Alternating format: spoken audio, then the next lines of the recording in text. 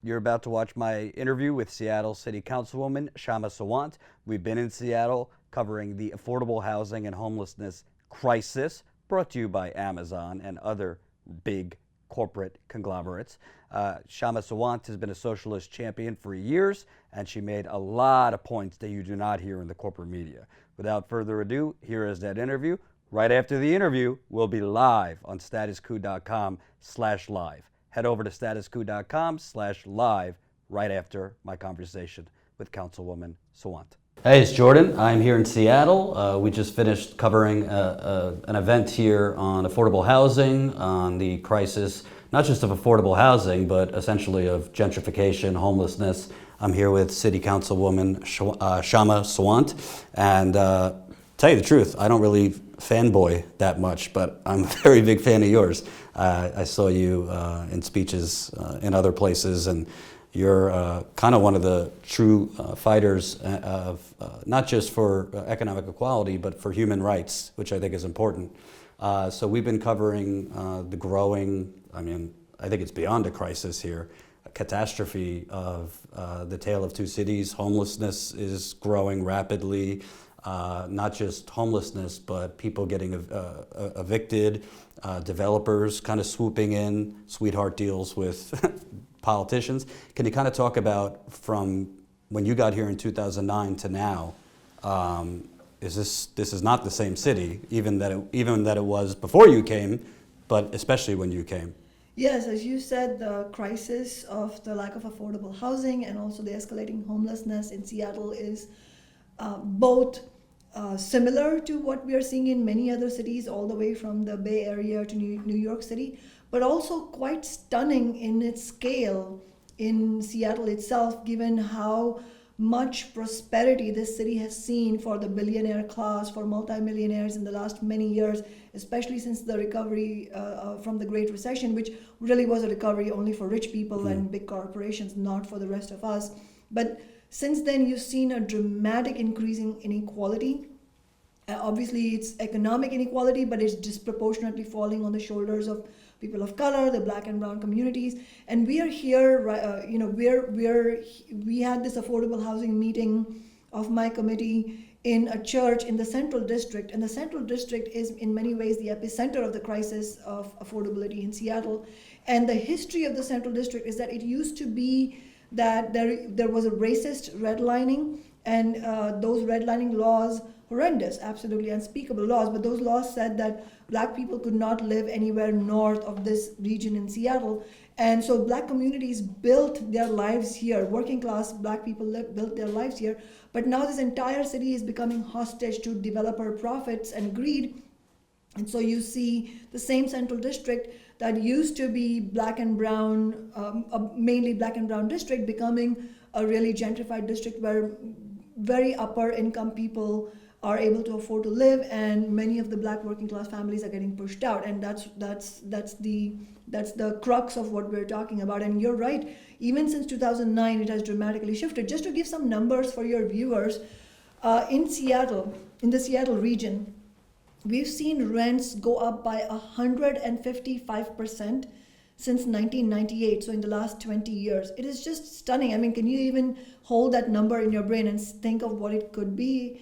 And since 2010, in the last 8 years, rents have gone up by 69%. So in other words, what we're seeing is a city that has been the construction crane capital for 3 years running, meaning construction is booming here. There's no shortage of new homes being built, but very little of that is affordable to ordinary people, to even the middle class. And so you see, at the same time that you have double-digit vacancy rates, you see tens of thousands of people getting pushed out, and the city becoming really a playground for the wealthy. So when they talk about the booming economy, we hear that from Trump. The Democratic Party, for many, many years, they talk about, oh, well, you need to retrain for the jobs of the future. Well, if you have unfettered greed, no rent control, developers basically have the keys to the kingdom, where they could just seize properties. Amazon has essentially, it's almost like an occupying force in Seattle.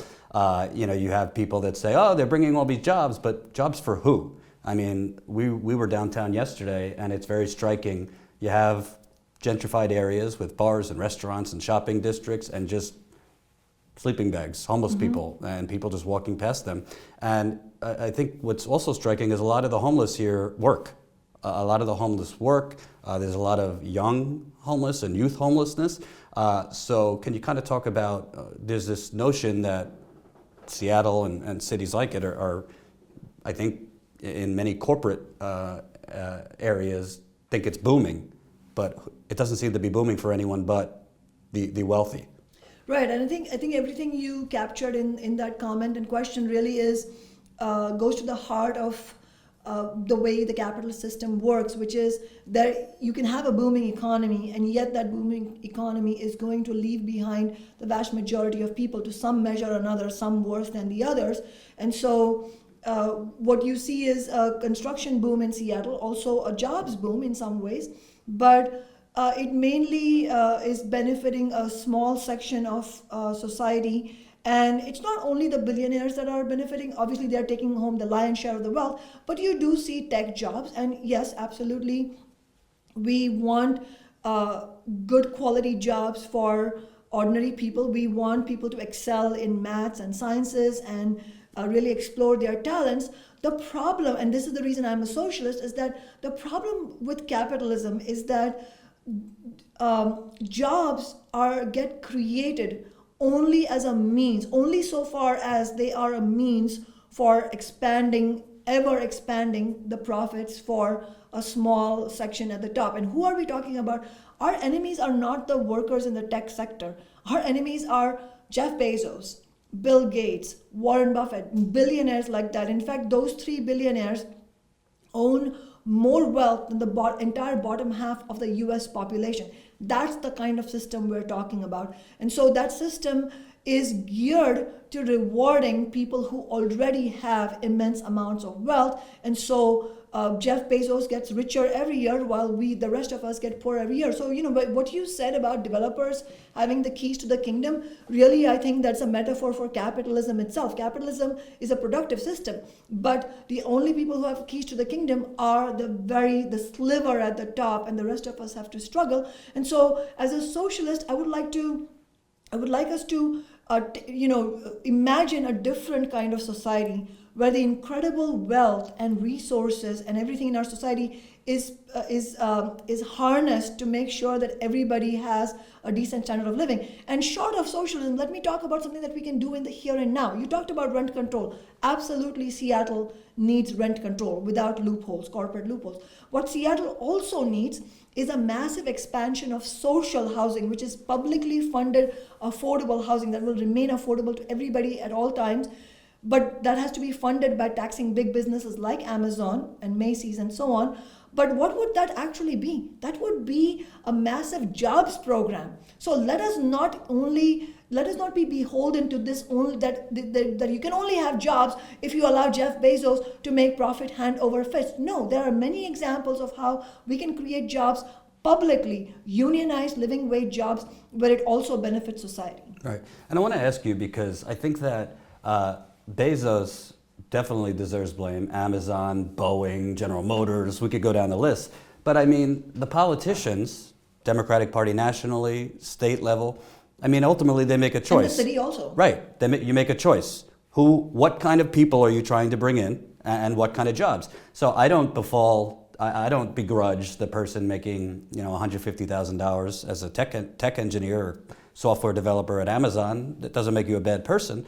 But the city, it's kind of like NAFTA. We've seen people like Trump win because people are economically furious and desperate. There's never a notion of, okay, we're going to create NAFTA and these trade deals or bring in Amazon and all these jobs, but there's no contingency plan for the displaced. So what role does the city government here, the state government? Seattle is progressive in many ways, but it also has no income tax. It seems like these politicians are allowing Jeff Bezos and Amazon to do this. Absolutely, and you're absolutely right. We cannot really tell the whole story if you only about capitalism and how it works for different people. If you only talk about the billionaires and the big corporations and big businesses, you also have to talk about the fact that in a society that is deeply unequal, as capitalism is, that deep inequality means not only a chasm in wealth between the few and the many, but also it means a complete divide in political power and influence and clout. So that means that for the most part, politics, whether it's at the city level, county, state, or federal level, serves the greed of billionaires and not the needs of the many. And certainly, you have just absolute horror stories of what happens in Congress, and Congress's popularity among ordinary people we know is lower than the popularity of cockroaches. And I'm not even making this up. We actually have polls that show that people are absolutely and justifiably disgusted with corporate politicians of both parties, Republicans and Democrats. But I want to also share a picture that it's no different at the city level.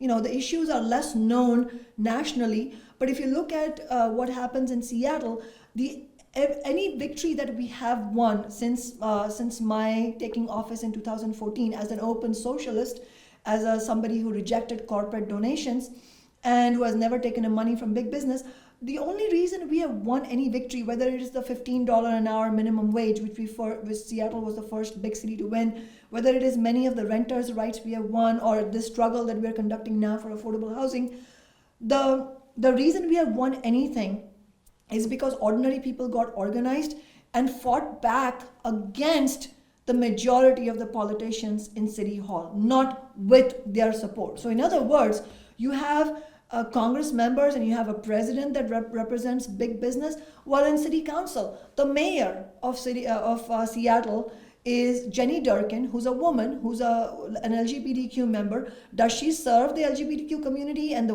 vast majority of women who are struggling? No, absolutely not. When she ran for office in 2017, Amazon alone gave her campaign $350,000. This is for a city campaign. Mm-hmm.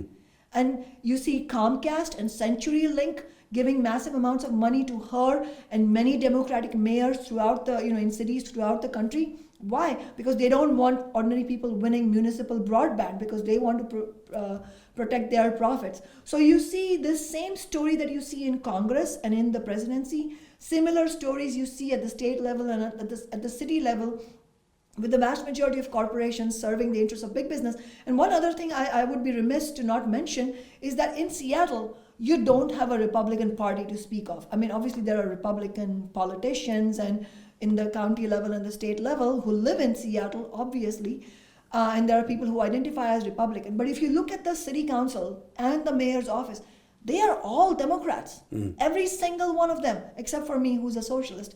So who has presided over this massive crisis of homelessness and affordable housing crisis? It's the Democrats who have presided over this. The Democrats who have given sweetheart deals to Amazon. Ordinary people and my office, we fought for the Amazon tax last year, which was a tax on big business, the 3% largest businesses in the city, not small businesses, to fund affordable housing.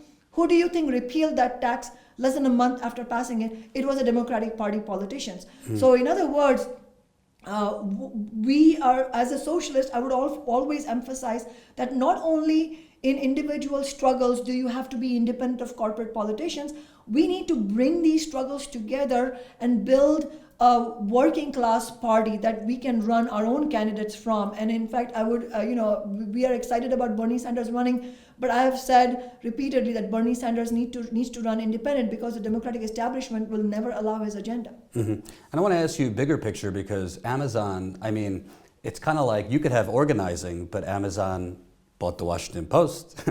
Amazon, I just heard an example today where they made the Atlantic take a piece off that was critical of them.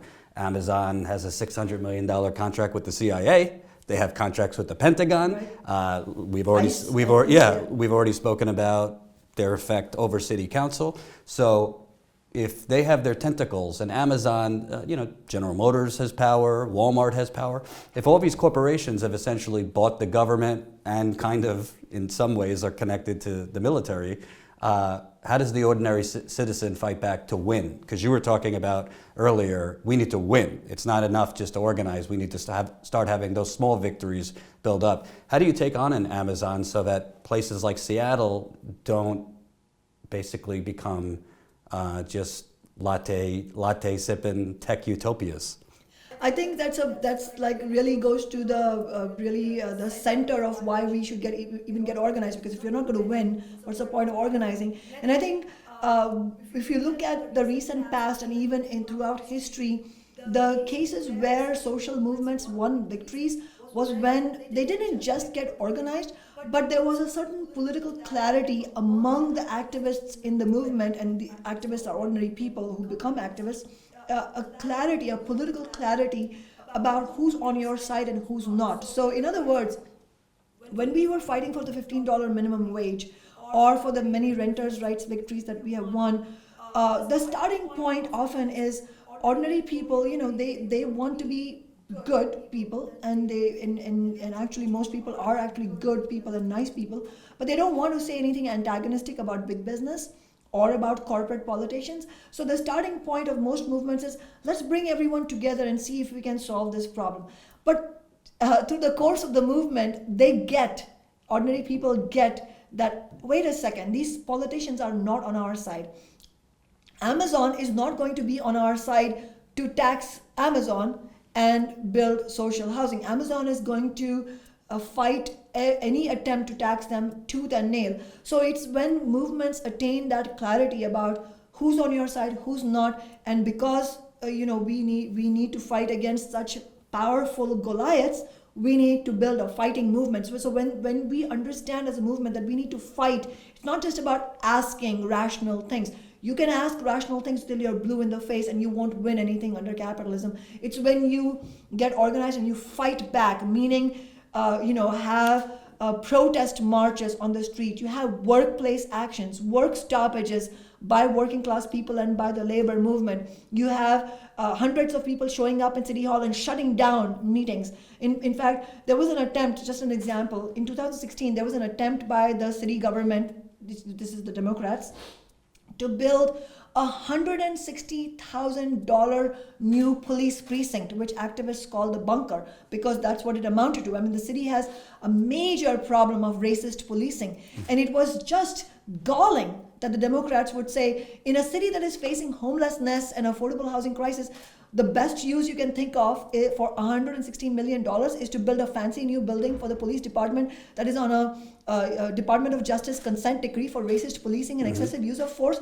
These activists, the Block the Bunker activists, shut down city council meetings, and I was on their side, and we fought and successfully blocked the bunker, and we were able to win 29 of those $160 million for affordable housing, and some of those affordable housing homes are right here in this district. And so you see examples of how we can win. Another example I will say is, Amazon obviously seems all powerful. It has incredible power.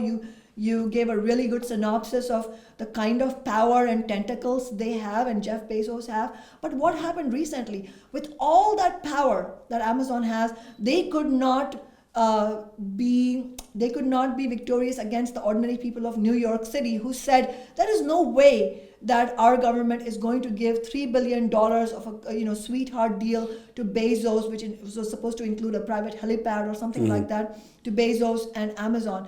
And Amazon was forced to back out, and the corporate politicians on the New York City Council were forced to, even if they didn't want to, were forced to stand with ordinary people. That's what you can achieve, but in order to do that, you have to have determination. Another example from your home city, actually, New York City, the New York City Taxi Drivers Alliance, which united taxi drivers, Uber and Lyft drivers together, and they won an incredible victory last year. I mean, they not only won $15 an hour, they actually also won the promise from Uber that they would have to actually be compensated for when there were low periods of ridership. I mean, this is an incredible victory against Uber, which is another seemingly all-powerful corporation. I want to ask you, if my father, love you, is watching, love him to death, but like many, some good people watch Fox News, and at this point, I mean, CNN, MSNBC is not exactly accuracy either. But I always explain to him, like, Dad, we already live in a socialist country. Like, who do you think pays for Trump's tax cuts? They're cutting heating for old people. They're cutting a lot of things for low-income people. And I think more people, like Bernie, I remember there was a lot of Republicans at Trump rallies that liked Bernie. So how do we really understand and explain to people that are just starting to get woke up? Particularly, there's a lot of Republicans that are more progressive. They just don't know it. When we say, no, there is a class war, there is redistribution, it's just coming from you, the working man or woman, to the corporations and the powerful. Yes, absolutely. I mean, just to give a concrete example of what you're talking about, the Trump tax cuts that were passed in November 2017, they meant that the most profitable corporations got further tax cuts beyond the already cozy tax deals that they have had in the past. So Amazon, which doubled its profits from $5.6 billion to over $11 billion, and we're talking about profits, not revenues, which doubled its profits between 2017 and 2018, paid not a cent of taxes. And you should tell your dad, he paid more taxes than Amazon has ever paid in its entire existence. And not only did the corporation not pay any taxes, they got a tax rebate of $129 million because of the Trump tax cuts, putting so much towards tax cuts for the wealthy and big business. And so, if your dad has never gotten anything like that, a tax rebate of anything like that, then he should join the socialist movement to change society, because he's not the one he's not one of the people benefiting from the way capitalism functions. And I think you hit upon a very important point, which is that there are a lot of people who identify as rank and file Republican Party supporters who are actually very unhappy about the way this country has functioned in many years, and have the same kind of anger against corporate politicians that you and I do, even though we are on the left. And so it's really actually it's a reminder for those of us who are trying to build movements, social movements. It's a reminder for us that we cannot set up artificial boundaries against ordinary people who may join our movement if we made a good case to them. And that's why it's critical that we make a distinction between ordinary people who identify as Republican and the power brokers at the top, which is the Republican politicians and big business themselves, who may either support the Democratic establishment or the Republican establishment. And a concrete example again is what you were mentioning, where, for example, West Virginia, every county went in majority numbers to Trump in the general election in 2016. But what was happening in the Democratic primaries? Those same people were supporting Bernie in big numbers. And as a matter of fact, after the election, Bernie held something called Bernie Sanders in Trump country kind of forum, public forum, which was televised. And what did you see? You saw working class, low income, poor people, white people who were completely won over on the ideas of how this society is not functioning to our benefit, how we have suffered for generations. They were talking about intergenerational poverty. Intergenerational poverty affects white people, it affects black people. Of course, we have to have a complete understanding of racism and oppression that is real, and we cannot just push it aside. We cannot say, oh, let's fight for socialism and racism will get cured. That is not the approach we would use as socialists. As socialists, what we recognize is oppression. We need to fight oppression as much on the front lines as we fight against economic inequality, but with the understanding that in order to actually end oppression, end racism and sexism, we will need a different kind of system like socialism, because capitalism has an interest in keeping these oppressions because it keeps all of us divided. But when we look at what circumstances people are living in, black people and brown people are disproportionately impacted by low wages, by poverty, by the lack of affordable housing, but a large proportion of white people are too. It is possible to build unified movements on the question of affordable housing, of the $15 minimum wage, of Medicare for all, because everybody needs healthcare. It is possible to do that, and it is possible to unite people on that basis and also unite them in a fight against racism. And I'd like to ask you, I'm not talking about predictions or anything, but I see these 2020 Democrat candidates, and I see a lot of tinkering around the edges.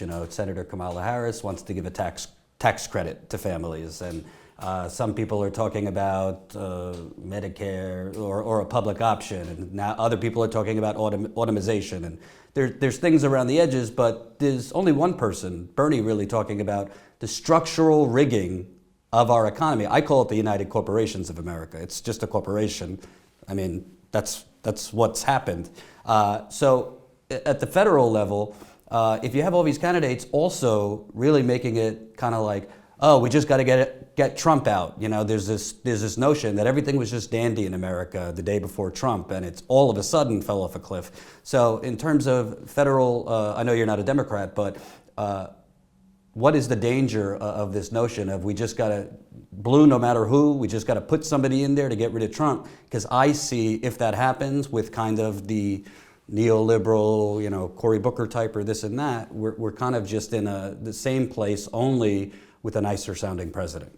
Right. First of all, I completely disagree with the people who say that everything was nice and dandy before Trump was elected. Certainly, we have to fully acknowledge the horror that the Trumpian ideas represent. You know, the right-wing, white supremacist, bigoted ideas, and also deeply anti-worker, anti-Muslim, anti-LGBTQ, anti-trans especially. So we absolutely should have a full assessment of what Trump represents and why we don't want to go in that direction. But at the same time, if our goal, let's assume that we all have the goal of defeating Trump. I think we share that goal with every Democrat. I truly believe that even Nancy Pelosi wants to defeat Trump. I do believe that. However, what happened in 2016? If the Democratic Party doesn't learn the lessons from what happened in 2016, they still, one, they're out of touch with reality, and second, they show where they stand. I mean, where if you have a Democratic establishment that does not understand that the reason Hillary Clinton lost was because people are looking for an alternative to corporate politics, and if you don't have someone like Bernie Sanders who actually is fighting, and as you said, is the only person in among the declared candidates who is fighting for ordinary working people, for Medicare for all, for a $15 minimum wage, against climate change, for a Green New Deal, then what's going to happen is that ordinary people are going to look for another pole of attraction, and that is exactly what Trump did. Trump is a con man. You know, he does not represent the interests of ordinary working people. Many people actually are now much more aware of that than before. But the reason he was able to win was because it was very easy for him to say, I'm an outsider, I'm not one of these rotten politicians. And how hard is it that to believe when you have Hillary Clinton as your opponent? But when you have Bernie Sanders, then immediately people understand that this is somebody who is fighting for us. But I think at the end of the day, those of us who are trying to build the left, we cannot be in the business of cheerleading the Democratic Party in any way. I mean, that's why I want to be very open about saying that we completely support the program, the platform that Bernie Sanders is running on. But as I had said before, and I had said this to him personally in actually at a forum in Manhattan the day before the People's March on climate change, was that the Democratic establishment, while it may want to defeat Trump, it is absolutely antagonistic to the agenda of working class people. So they will want to defeat Bernie Sanders no matter what. And just like in 2016, we should not be surprised if the Democratic establishment uses every dirty trick in the book to try and get Bernie out. And that is why I would say two things. One is, I believe Bernie Sanders should run as an independent. And I know that he has decided to run as a Democrat. I think we should build serious movements in every neighborhood and every state around the program that he is fighting on. And if he doesn't make it through the primaries, we should urge him to run as an independent. But also we should remind ourselves that this is not just about one candidate becoming president. It's about the whole agenda of working class people, and we need to build grassroots movements outside election years as well. Mm-hmm. I want to ask you straight up, because I think it's not really brought up this way. Is Jeff Bezos and these people sociopaths? I think that the system of capitalism is undoubtedly sociopathic, because all you have to do is look at the evidence, look at the outcomes for most people. So it is a sociopathic system because it subjects basically billions of people in this world to utter misery, while a handful of people make so much wealth that they don't know anything, they don't know what to do with it. And not to mention the absolute devastation and destruction of the planet. And that clock is ticking, furiously right now. We have very little time to actually reverse the course. And that's why it's so important that we formulate the Green New Deal and fight for a Green New Deal for working people and move from fossil fuels to renewable energy. But while the system is sociopathic, undoubtedly the individuals who are the power brokers like Jeff Bezos, I think you have to either be consciously or unconsciously willing to carry out sociopathic steps in order to actually deprive people of even their ordinary rights. So I think that the system is sociopathic, but it also relies on individual attributes. Yeah. Last question. Before I came here to cover your event, we were at one of the encampments, and I was interviewing somebody there. He's homeless. He's with his girlfriend there. They've been there for 8 months. They were just kind of finally getting, making a home of it. And it was striking to me because, like so many other places, they're facing the city coming in and sweeping them out on Monday. And I was thinking to myself, if all the people ordering from Amazon, all over the country, I've ordered from Amazon and this and that, there's a real cognitive disconnect between the consumption of comfort and timeliness and easy delivery and these things with who are its victims. It's not that simplistic, but at the end of the day, what Amazon does, it's become, we as a society want instant gratification, but it's making it so working people and human beings cannot afford to have a roof over their head. So what role do people in this cognitive disconnect we have that are not just Amazon, but enjoying these technological benefits, should more people wake up to who it's harming, not just the homeless, but the people at this event that are, getting evicted or deciding between medicine this month versus paying their rent. What do people who are kind of asleep to this need to know in order to kind of wake up? I think the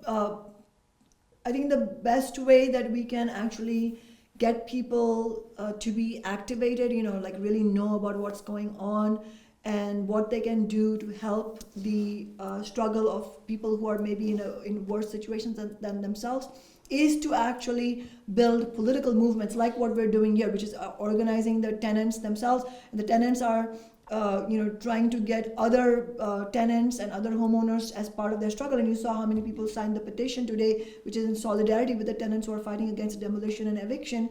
And undoubtedly, we know we have a system where some people benefit from the system and some people that don't benefit at all. And then on top, you have the people who benefit the most. And so I think while it is important for people to know what happens to their consumption behavior, obviously we know also cell phones they rely on absolute and utter exploitation of African workers, some of them children in Africa, because they have to mine the elements. So I think and electric cars. And electric cars, absolutely. But I think as a socialist, this is what I would say. I don't think we can hold out a vision, and I don't think we should hold out a vision for society that relies on any kind of rejection of technological advances, because technological advances can be harnessed to make people's lives better. But it is not a neutral question. How technology is deployed and what kind of technology is deployed and what happens to people in the process of developing the technology is entirely a political question. There's nothing inevitable about technology and exploitation, technology and inequality. It is totally possible, I believe, to have a future society formed on the basis of socialism, where we can have technological advances more than we have now, actually, much more of an exploration and research of science and clinical research. But it would be a society where all of that would be put to use to benefit the maximum number of human beings, not to enrich a Jeff Bezos or a Bill Gates or whoever billionaire. It would be meant to make people's lives better. Just to give you an example of why I don't think we should take a sort of a Luddite view of technology is one of the most simple, when I teach economics in the classroom, I often ask my students, Econ 101 students, what do you think is the most amazing invention of under capitalism that actually has changed people's lives dramatically? And often my students, who are young, will say like some iPhone app or something fancy that I haven't even heard of. And I always say, no, none of these things. It's the washing machine. If you can imagine the transformative effect of something like a washing machine can have in the daily drudgery that hundreds of millions of women face on every continent in the world, you can imagine how much it improves people's lives, because you rather than having to do it with your hands, you do it with a machine, and it completely transforms your quality of life. But under capitalism, even though that is such a low-level invention at this point, the washing machine is not accessible to the masses around the nation. That is not because technology has lagged behind. That is because the system works in such a way that it does not harness technology to improve the living standards of people everywhere. It is the purpose of technology is the same as the purpose of science under capitalism, which is to enrich the pockets of a few people above. So in other words, as far as Amazon is concerned, if you look at, first of all, if you look at the scale of it, Amazon, I believe half of US households are Prime subscribers. Most people I know, in myself included, we have bought from Amazon. We watch, television shows on Amazon Prime and so on. I think that I would remind people to say that Jeff Bezos did not invent online shopping. He certainly did not invent the internet. It was researchers who did it because they were in creative pursuit. They were not the ones who made the millions, and certainly not the billions. So rather than rejecting the idea of technological advances like online shopping, I think what we should strive for is a society where all human beings can have the benefits of technological advances, but without the exploitation. And obviously, it seems like a pipe dream because that's not going to happen today. But how we do that is by building movements today. So in the here and now, my concrete response, how do we address the inequities related to Amazon? Rather than some individual household stopping buying from Amazon, and it's fine if you want to do it. That's your choice, and it is laudable in every way. Absolutely, you should do whatever you can and should do in your personal lives, but always know that is not what's changing society. What's changing society is when millions of people come together and fight back. So I think what we should do, if we want to address the problems that are being meted out by Amazon and Jeff Bezos, we should fight to organize the warehouse workers and tech workers into unions. We should have a major unionizing drive in the logistics sector, make sure Amazon pays a living wage, ends its anti-union and union busting tactics, and none of this is going to be easy unless we actually fight back. And there is no doubt there are examples in history where boycotts have played a big role in social struggle, the Montgomery bus boycott being an important example. And certainly we should engage in that kind of boycott if it aids the movement.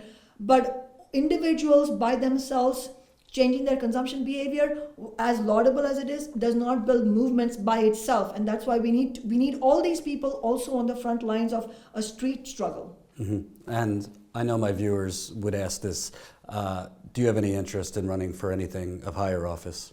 Well, to give some background to answer that question, as a member of Socialist Alternative, and Socialist Alternative is a nationwide organization of social and economic justice activists, as a member of Socialist Alternative, I did not decide myself that I did not wake up one day and say, I'm going to run for office and Socialist Alternative is going to campaign for me. No, what we are is an example of what I think a working class political party should look like, which is that we are a democratic organization where every member has the right to participate in a discussion and debate, and collectively through that democratic process, we decide, should we run an election campaign, what the campaign platform should be, who the candidate should be, and how we should wage that campaign. So in other words, wait a minute, you're talking about democracy? Yes, I'm talking about real democracy. What a thing. Yes, what a thing. yes. Yeah, exactly. And in fact, to be honest with you and your viewers, I was stunned and somewhat horrified when the organization said, I think we think you should be the candidate. And it was a democratic decision,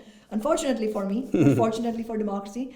And the reason I'm saying that is not out of any self-praise, but to demonstrate to ordinary people that that's what we need, because that's how you get accountability. That's how you get elected representatives who will continue to fight alongside social movements. We don't want working class organizations to run their own candidates, and for those candidates, when they get elected, to turn around and serve the interests of corporations and the wealthy. We want our people to get elected and then serve the interests of the movement, continue to use their office as an amplifier for social movements. And I can't tell you the number of times political pundits, political operatives, and other politicians have come to me and said, and also the media, corporate media writes about me every day saying, oh, she does not behave like a proper elected official. She still thinks she's an activist, so maybe she should be out there as an activist. But look at the impact we have had by taking no corporate money, by using my office as a base for social struggle. We're really activating hundreds, thousands of people in Seattle to fight for their own rights. And the meeting that we had today, we had nearly 200 people here in solidarity with the tenants, and they are fighting for their own rights by organizing their own struggles. That's what we need, not some messiah from the top who's going to solve our problems, because that will never happen. Thank you so much for taking the time. I appreciate it. Hope you enjoyed that interview. Come watch us live right now, statusquo.com/live, or on facebook.com/Jordan Sheridan, or Jordan Sheridan on Periscope. Come watch us live right now.